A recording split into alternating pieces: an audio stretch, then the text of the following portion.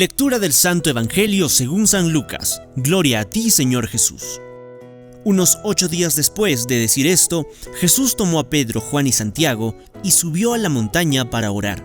Mientras oraba, su rostro cambió de aspecto y sus vestiduras se volvieron de una blancura deslumbrante, y 2 hombres conversaban con él. Eran Moisés y Elías, que aparecían revestidos de gloria y hablaban de la partida de Jesús, que iba a cumplirse en Jerusalén.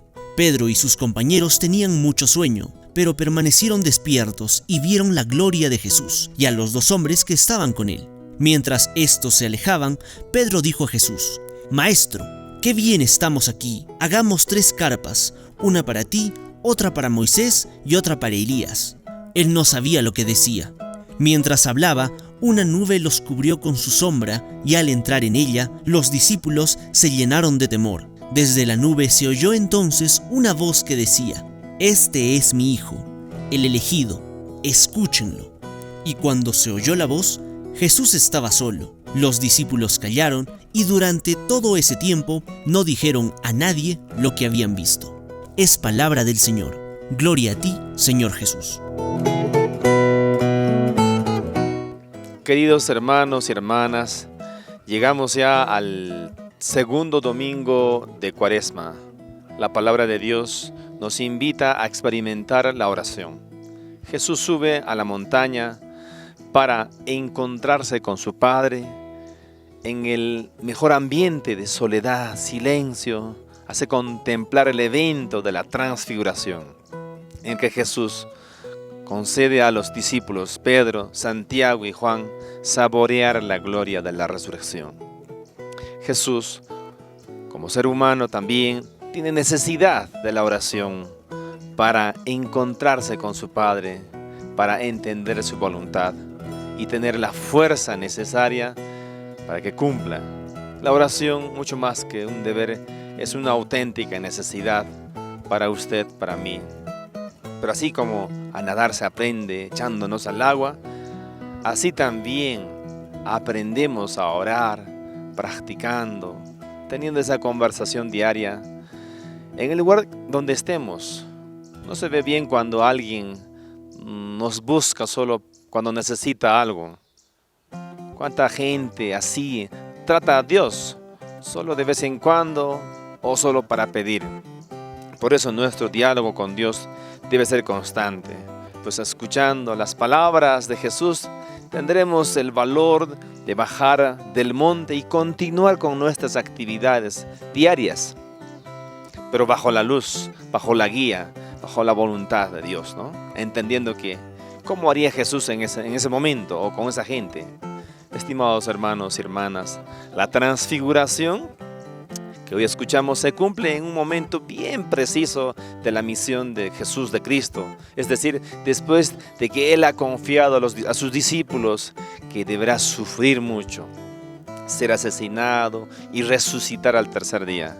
Jesús sabe que ellos no aceptan esta realidad, la realidad de la cruz, del sufrimiento, la realidad de la muerte de Jesús. Y entonces quiere prepararlos para entender la pasión y la muerte de la cruz, porque sabemos que este es el camino que el Padre Celestial hará llegar a la gloria de su Hijo, resucitándolo de entre los muertos. Y este será también el camino de los discípulos. Ninguno llega a la vida eterna si no es siguiendo a Jesús, llevando nuestra propia cruz, la cruz terrenal. Cada uno de nosotros tenemos nuestra propia cruz. Cristo es nuestro modelo, nuestro ejemplo. Queridos hermanos y hermanas, esta Cuaresma nos propone la práctica del ayuno, la limosna, la oración. Por eso subamos también nosotros al monte con Jesús. ¿De qué modo? Con la oración. Subamos al monte con la oración silenciosa, la oración de corazón agradecido, la oración siempre buscando al Señor. Hagamos nuestra meditación, nuestra reflexión personal, cada día un poquito. Demos una mirada interior a nosotros y encontremos esa luz, o dejémonos iluminar por su luz, que invada, que ilumina a nosotros. De hecho, San Lucas insiste que Jesús se transfiguró mientras oraba.